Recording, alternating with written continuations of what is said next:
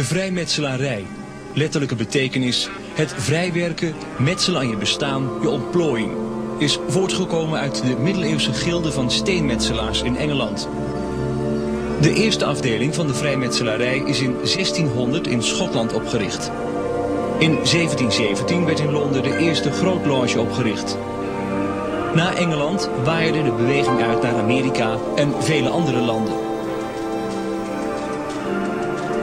Nu is de vrijmetselarij wereldwijd vertakt en kent miljoenen leden in de lagere en hogere graden. De vrijmetselarij is opgebouwd uit 33 afdelingen, loges genoemd. De bekendste zijn de blauwe loges, waar de meeste vrijmetselaars zich in bevinden.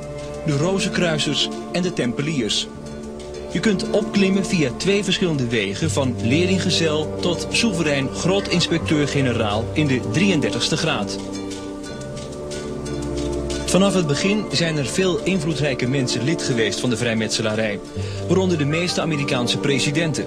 En ook J. Edgar Hoover, voormalig hoofd van de FBI.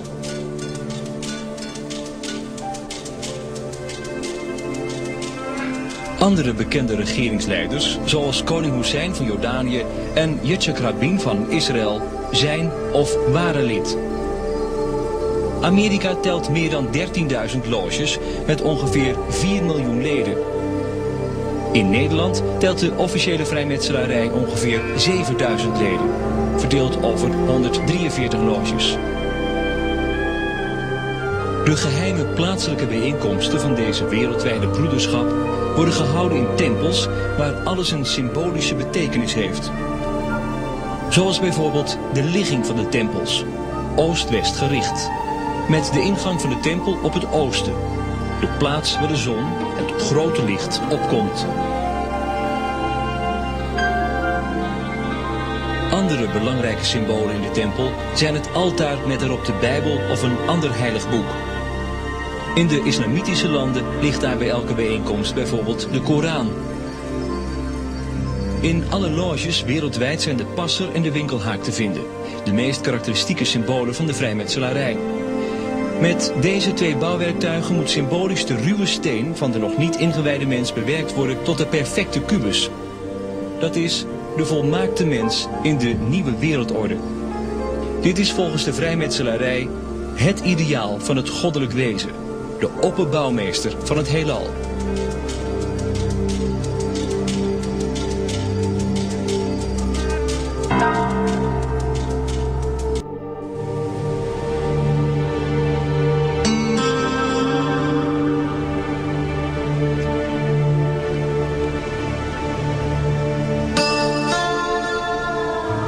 We are now standing at the southernmost tip of the Federal District, Washington, D.C. It was laid out 10 miles by 10 miles by 10 miles by 10 miles.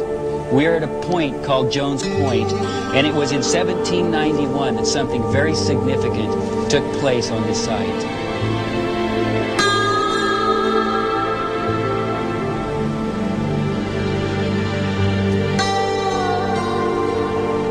It was here in 1791 that the Masons gathered and dedicated this very stone, the foundation stone, if you will, of our nation, to the deity of Freemasonry, the great architect of the universe, with the corn, wine, and oil. It's very interesting how I found this stone right here. I was researching in a library in Indiana, and I ran across a book. A Masonic author wrote a book called The Builders. In that book, it says that they had eternity in mind when they laid out our federal district, and they alluded to this Egyptian king named Akhenaten of the 18th dynasty. They said that he laid his city out 4 square and placed boundary stones and invoked the sun god, the deity, to dwell and inhabit his city. One must ask some serious questions, particularly if this was a copy of what Akhenaten did in the 18th dynasty. You see, Akhenaten invoked a sun god to inhabit or to rule and reign in his city.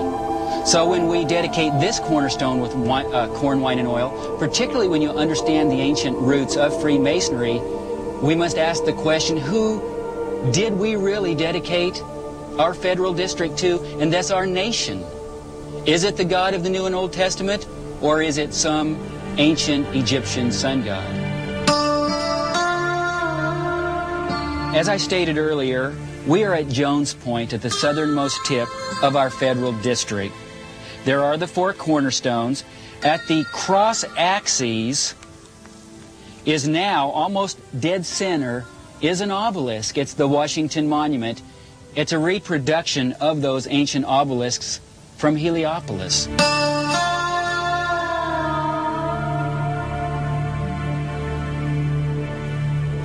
Well, it's an icon of Americanism. Why are we here today to talk about the Washington Monument? Is there something wrong? Well, possibly so, although most Americans would not know it. It's just an emblem of our first president, or commemorating our first president. They're symbolic of the sun god, whether you call that sun god Ra, Osiris, Amun, it is symbolic of the sun god. So, what does that mean? Is it significant that this obelisk is placed where it is? Well, I think so, because this is, in fact, the gate of our nation. Men of authority come here to make decisions. And God said, if you obey me, then there's blessings. If you disobey me, there's curses. Well, is this an abomination to the Lord? I think our answer is very clear from Jeremiah chapter 43, verse 13, where God says, I'm going to destroy the sacred pillars in the temple of Heliopolis, and I'm going to burn down the temples of the gods of Egypt. Well, what were those sacred pillars? They were the obelisks for which ancient Heliopolis was known. Helios meant city of the sun, Heliopolis.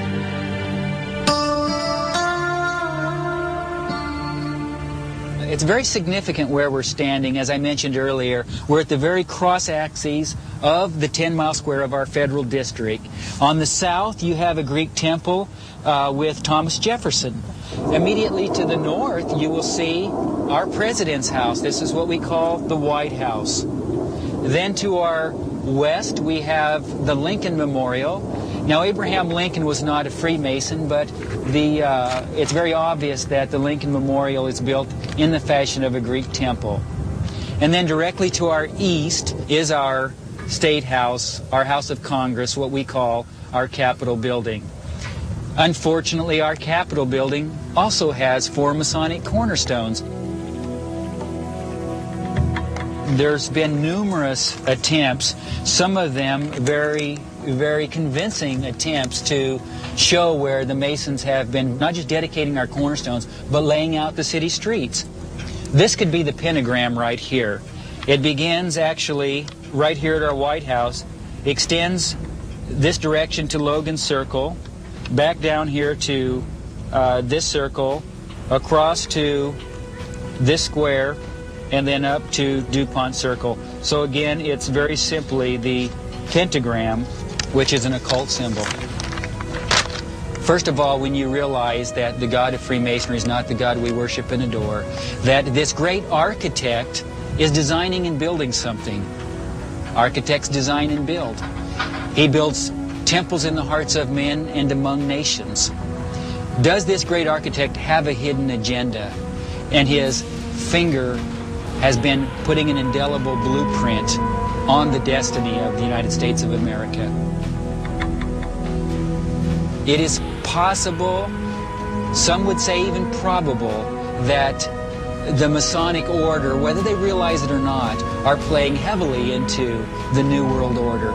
Certainly the occultism that is in the Masonic Lodge is playing heavily into the destiny of the New World Order, and America fulfilling that destiny by laying the foundation of world peace and global unity.